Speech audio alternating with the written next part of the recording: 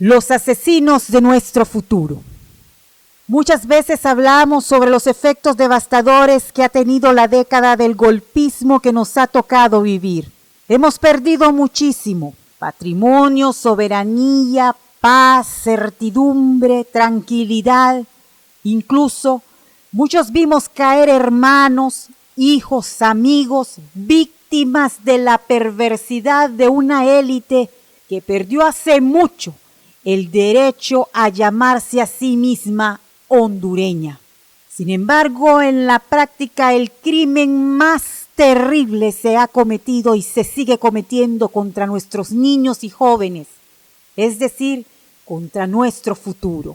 El escenario más terrible de la desigualdad la vemos en el campo de la educación, no solo por el derrumbe de un sistema educativo que ya era deficiente, pero que fue uno de los blancos fundamentales del golpismo a partir del crimen de junio del 2009. Hoy nuestros niños son segregados en privilegiados que tienen acceso a ser educados, mientras cientos de miles de infantes son condenados a la ignorancia en el país más pobre del continente y el tercero más desigual de esta parte del planeta. El año pasado cerca de 1.200.000 niños fueron privados completamente del proceso educativo. Y la dictadura, en lugar de tomar las medidas que las circunstancias de la pandemia obligaban, decidió montar un circo con supuestas clases por televisión y otras farsas más que en las prácticas implicaron la pérdida del año escolar. La emergencia declarada en marzo del año anterior dio tiempos suficientes para que el régimen dotara de lo necesario a toda la sociedad para poder hacer frente a este golpe brutal, pero en lugar decidió, como siempre, favorecer a los ricos y castigar duramente a los pobres. Este año la situación luce más difícil. La sola idea de abrir las escuelas en un país con tanta irresponsabilidad en el sector sanitario implicaría una amenaza a la vida de miles de personas, entre ellas los propios escolares. Y esa realidad seguirá siendo la misma mientras la dictadura no logre controlar de verdad el problema del coronavirus, cosa que luce muy distante de lograr. Las escuelas pues estarán cerradas por una situación real que no podemos obviar. El año anterior, en distintos niveles, las escuelas privadas lograban hacer frente a la crisis y sacar adelante el año académico haciendo uso de plataformas tecnológicas.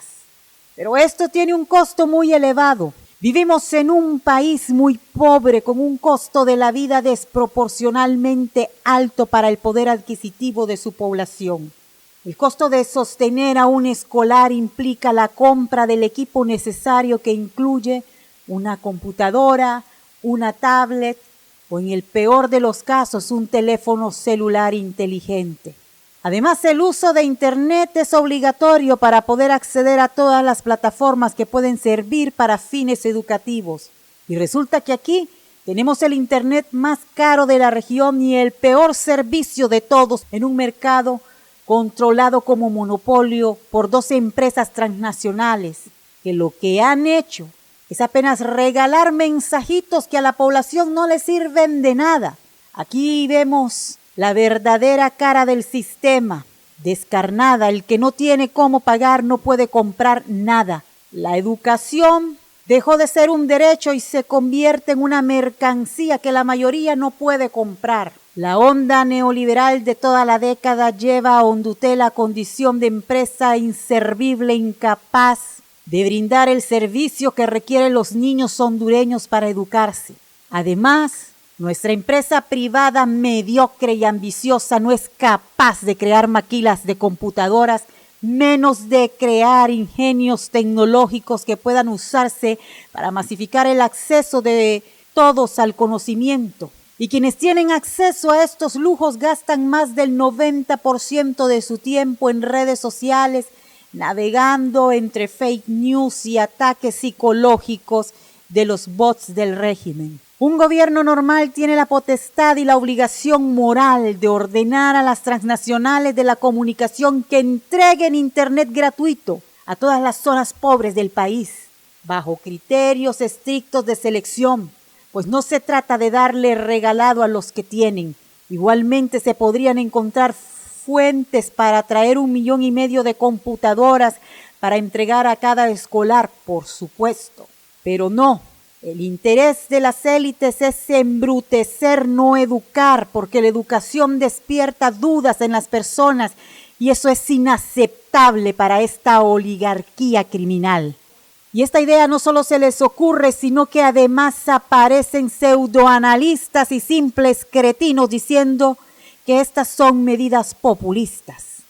Porque para ellos cualquier cosa que signifique entregar algo a las mayorías es pecado y siempre lo tildan de populismo.